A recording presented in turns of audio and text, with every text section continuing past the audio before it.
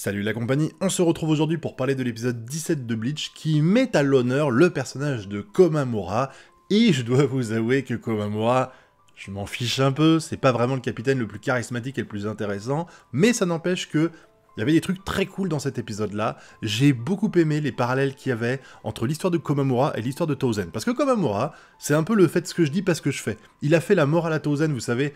Tauzen, il a décidé d'infiltrer les Shinigami et la Soul Society afin de la détruire de l'intérieur parce qu'il n'était pas content qu'une de ses amies soit morte, visiblement des mains d'un Shinigami. Donc il voulait la venger. Et au final, Komamura, qu'est-ce qu'il fait?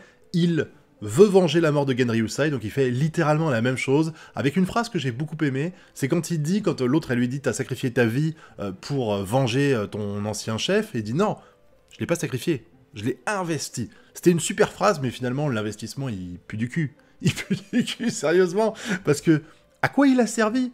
Il a battu un personnage Orzef complet. Je suis même pas sûr de son nom, tellement on s'en fout d'elle. C'est Bambietta, je crois, un truc comme ça. Le mec, il est mort pour tuer une random qui, pour moi, est totalement inutile. Après, bon, au final, il a quand même servi à quelque chose, parce que les deux autres qui se sont frottés à elle, la Shinji, il pétait la classe à l'épisode précédent, à celui-là, il est... c'est une honte, je veux dire, il est là, il fait « Ah ah, t'as beau avoir eu un power-up, et ben tout est encore à l'envers », elle dit « Je m'en fous, je vais taper partout et ça va finir par te buter. » Un coup, Shinji, il est KO. Un coup. C'était triste de voir à quel point il transpirait la classe à l'épisode précédent, et où là, il se fait humilier comme Inamori. Comme Inamori, autre personnage qui, lui, a été Osef depuis le début de Bleach. Est-ce qu'il y a un moment donné, quelqu'un peut dire « J'ai kiffé Inamori, j'ai kiffé son apparition, j'aime le personnage, j'ai aimé son combat là, il a été utile ». Mais jamais, ce personnage-là, c'est un troll. C'est pour nous faire croire qu'il y a effectivement des personnages qui ont beau avoir des grades et des statuts et une puissance, ils ne servent à rien tout du long, et Inamori, c'est clairement le cas. Grosse déception pour moi, ce personnage-là, peut-être qu'il était fait pour être écrit comme ça, hein. Voilà, déjà, à l'époque, c'était une pleureuse avec l'histoire de Aizen, mais... Tu sens qu'il n'y a pas un moment où elle aura une rédemption, vous savez, genre, bon, j'ai été inutile pendant l'arc Aizen, pendant tous les passages avec Aizen, mais maintenant que c'est fini, je tourne la page et je passe autre chose. Bah non, elle est absolument pas capable de ça, elle continue de se servir à rien, et Komamura, du coup, va se sacrifier, parce que comme il est déjà mort, il a donné son cœur au chef de sa meute, c'est ça qui va finir par le bouffer, et qui explique que en fait leur nouveau pouvoir c'est lié à la vengeance, tout ça, donc il est très heureux que Komamura ait fait ça, patati patata. Mais en tout cas, j'ai bien aimé le pouvoir de Bambi, qui en fait fait pas exploser, son énergie n'explose pas, c'est ce qu'elle touche qui explose. C'est intéressant parce qu'en fait, il parle justement à un moment donné, pardon, de dévier les trucs, mais en fait tu peux pas dévier parce que quand tu le tapes, le truc disparaît, et puis c'est ce que t'as touché qui explose.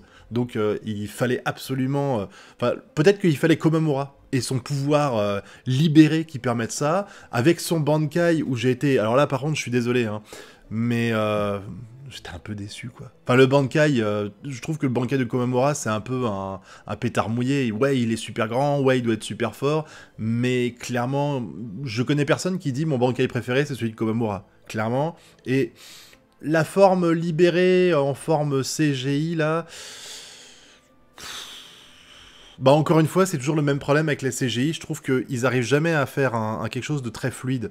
On le sent, alors oui, c'était pas dégueulasse, oui, les mouvements étaient quand même bien, mais tu sens quand même que l'animation, elle est un cran en dessous, enfin le nombre d'images par seconde, boum, downgrade divisé par 2 ou 3, ça se ressent dans le combat, c'est extrêmement facile de le voir. Ça n'empêche que, bah voilà, il était impressionnant, on est d'accord, et puis il est intuable, donc il avance tel un zombie et il finira par la buter, même si je me dis que Bambi, il suffisait qu'elle vole 3 mètres plus haut et c'était réglé, il l'aurait pas tué, enfin...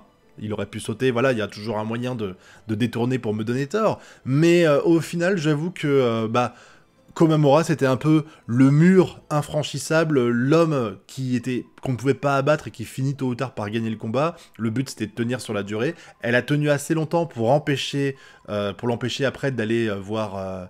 Iwatch. Alors moi j'aurais été lui, j'aurais laissé tomber, hein. Bambi tant pis, même s'il voulait peut-être se venger de ce qu'il lui avait fait, moi j'aurais laissé tomber Bambi et j'aurais foncé directement voir Iwatch. T'as un pouvoir limité, tu sais que t'as un temps limité, faut pas être con au bout d'un moment, quoi. Je veux dire, c'est tellement évident qu'il a fait une connerie en voulant sauver absolument Shinji.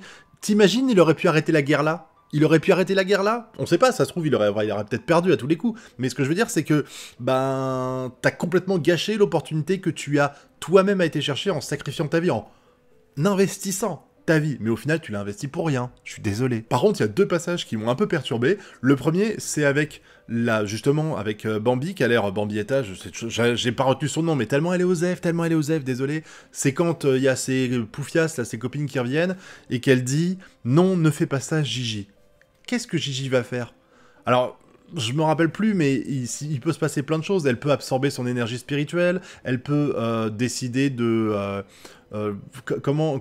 choper son pouvoir, peut-être de choper son Vollstending, je ne sais pas. Mais il y a forcément un truc qui est au détriment de Bambietta et pour le bénéfice de Gigi. Et sans doute qu'on verra ça très prochainement, parce que ils n'ont pas pu nous mettre ça, si ils ne l'exploitent pas après. Et le deuxième truc qui m'a perturbé, c'est avec Ishida. Parce que Ishida, il est actuellement aux côtés d'Iwatch, et juste après, on le voit... Alors, il y a un mec qui perd face à le gars qui affrontait actuellement Itsugaya, perd, et Ishida apparaît à côté de lui, mais l'autre mec également, là, qui était en train de se battre contre la division 2, on peut dire, puisqu'il y a Soifon et Omaeda, lui aussi, qui est en mauvaise posture, mais qui est en train de se régénérer, il y a Ishida qui apparaît. On le voit dans le reflet de son armure. Il fait comment pour se dédoubler, Ishida?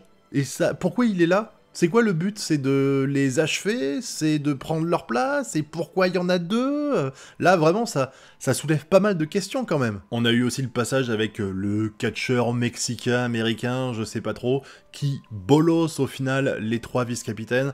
Alors, je suis désolé, vous avez peut-être considéré ça comme du spoil, mais je vois pas comment on peut pas comprendre que son pouvoir, il est pas lié à ce môme, ce bébé adulte, je sais pas comment, ce nain qui est à côté de lui, parce que il se passe des choses à chaque fois que le gars il parle. Je veux dire, l'autre il est HS, il bouge pas, le truc il vient voir, il fait non, revenez, il y a besoin du deuxième round, et pam, il a un power-up.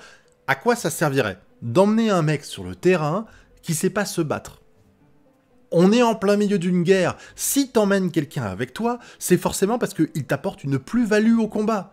Et c'est pas le cas de ce truc-là, ou alors il y a un sens caché que je connais pas encore. Mais là, il est évident que tu ne pourras pas battre ce mec-là tant que tu n'auras pas abattu ce môme. Ça me paraît sûr et certain. Là, il va y avoir l'affrontement avec les 2 capitaines, qui vont sans doute lui rétamer la gueule une première fois, il va tomber HS, le môme va revenir en disant « Nanana, round 3, il va repopper, et il va avoir un Zenkai qui va faire qu'il aura le niveau pour les déglinguer tous les deux. Et on découvrira peut-être ce qui est arrivé. Alors je pense... Je me trompe peut-être, hein. Mais ce qui est un peu bizarre, c'est que vu que c'est de la lumière qui arrive, j'ai du mal à croire que ce soit les Espada. Parce qu'on sait, il était dans le Werkomundo, Urahara, mais il est arrivé un peu comme ça par un tunnel spécial, j'ai pas trop compris comment il l'a expliqué, mais je pense pas que les 2 lumières qui brillent, ça va être lui. Donc je dirais, et je pense pas non plus que ce soit des gens de la Division 0, parce qu'on a pu voir dans le petit extrait qui se passe après le générique, que ils étaient visiblement encore là-bas, ils regardaient Ichigo, voilà, ils ont l'air de kiffer voir Ichigo marcher, qui a l'air d'avoir eu un power-up au passage, il est trop chelou ce qu'il a eu, mais bon, c'est vrai que c'est pas très spectaculaire de le voir marcher en difficulté à chaque fois. Personnellement, je pencherais pour la présence du daron de Ichida et de Ichigo, parce que c'est les seuls que je verrais vraiment apparaître de cette façon-là. Je vois pas qui d'autre, et encore, c'est vrai que le père d'Ichida, on se dit, bon, il s'en fout un peu des Shinigami, voilà, mais je pense quand même qu'il est pas d'accord avec ce qui se passe actuellement, ça me paraît évident, parce que sinon il serait déjà présent avec eux pour les aider. Ça, c'est sûr et certain. Mais donc, là, il faut qu'il y ait d'autres gens qui viennent aider, parce que c'est quand même mal barré le combat. Même si après, on voit un moment avec Kyoraku et l'autre, là, qui sont en train de discuter et qui disent que les forces s'équilibrent un petit peu. J'ai d'ailleurs beaucoup aimé. Encore une fois, Kyoraku, il est tellement intéressant. Je trouve que ce personnage-là, chaque réplique transpire la classe pour lui. Il est pas là à se battre, il est très insouciant et tout, mais il est toujours très respectueux de son adversaire. Bon, en tout cas, j'ai bien aimé malgré tout l'épisode, même si je trouve que Komamura était pas si intéressant que ça à développer et que les combats étaient un peu aux F-tiers. J'avoue que ça me fait un petit peu l'effet de ce que j'ai actuellement en manga et matcha, avec des combats qui ont lieu un peu partout et dont la moitié dont j'ai rien à foutre vraiment. Et le combat clairement avec le catcheur mexicain, avec les 2 capitaines, ce sera peut-être plus intéressant, même si je me doute bien qu'ils feront exactement la même connerie que les 3 vice-capitaines, à savoir ne pas se focus sur le môme qui est en train d'encourager le catcheur et qu'ils vont finir par se faire rétamer la gueule aussi, mais Ça n'empêche que j'ai passé un moment agréable. Le problème c'est que Bleach sort 2 jours après l'épisode de Jujutsu Kaisen qui était juste mémorable, donc forcément c'est dur de tenir la comparaison, mais ça n'empêche que c'était sympa. Vivement la semaine prochaine qu'on ait la suite, et j'attends que vous me donniez votre avis sur tout ça dans la zone commentaire, puis vous connaissez la chanson, le pouce bleu, l'abonnement et le partage, et nous on se retrouve bientôt pour de prochaines vidéos. Tchuss!